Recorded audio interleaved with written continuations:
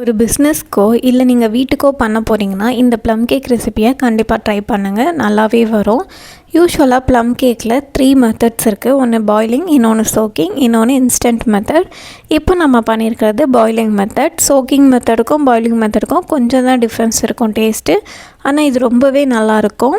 Recipe எல்லாமே கீழே mention பண்ணுறேன், அது செக் பண்ணிக்கோங்க. நான் கொடுத்துருக்கிறது 1 kg ரெசிபி. நீங்கள் ஃபஸ்ட் டைம் ட்ரை பண்ணும்போது இது 1/4 பகுதியாக பிரித்து அந்த ரெசிபி ட்ரை பண்ணுங்கள்.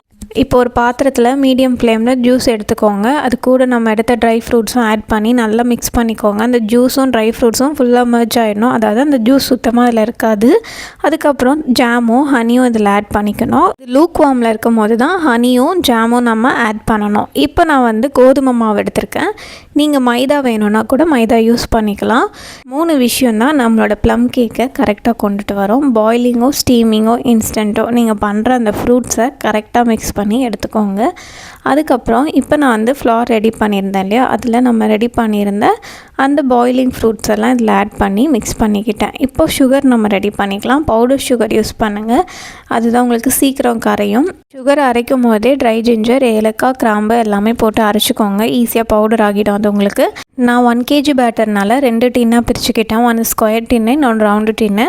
இப்போ செகண்ட் ஸ்டெப் முக்கியமானது. இது பட்டர் ரூம் டெம்பரேச்சரில் எடுத்துக்கோங்க. கோல்டு பட்டர் யூஸ் பண்ணாதீங்க. எந்த இன்க்ரீடியன்ஸாக இருந்தாலும் முடிஞ்ச அளவுக்கு ரூம் டெம்பரேச்சரில் இருக்கிறத யூஸ் பண்ணுங்கள். இந்த மாதிரி பட்டர் பீட் பண்ணதுக்கப்புறம் எக்கும் எசன்ஸும் ஆட் பண்ணிக்கோங்க.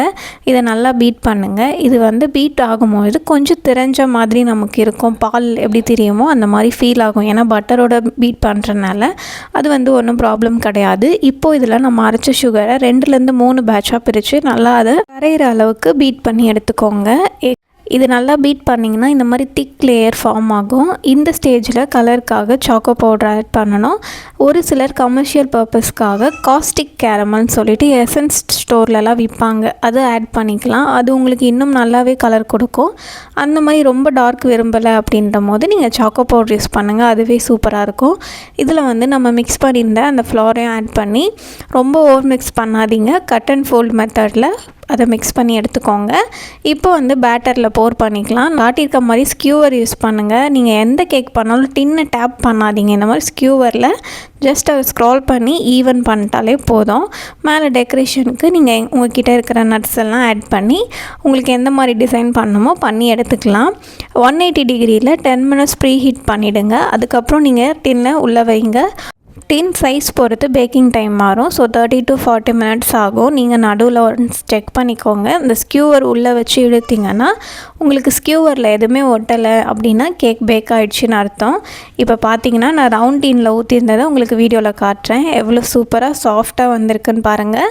டேஸ்ட் வைஸும் நல்லாயிருக்கும். நீங்கள் கடையில் சாப்பிட்ற ப்ளம் கேக் மாதிரி தான் இருக்கும். இதை கண்டிப்பாக ட்ரை பண்ணிவிட்டு எப்படி இருக்குன்னு கமெண்ட் பண்ணுங்கள்.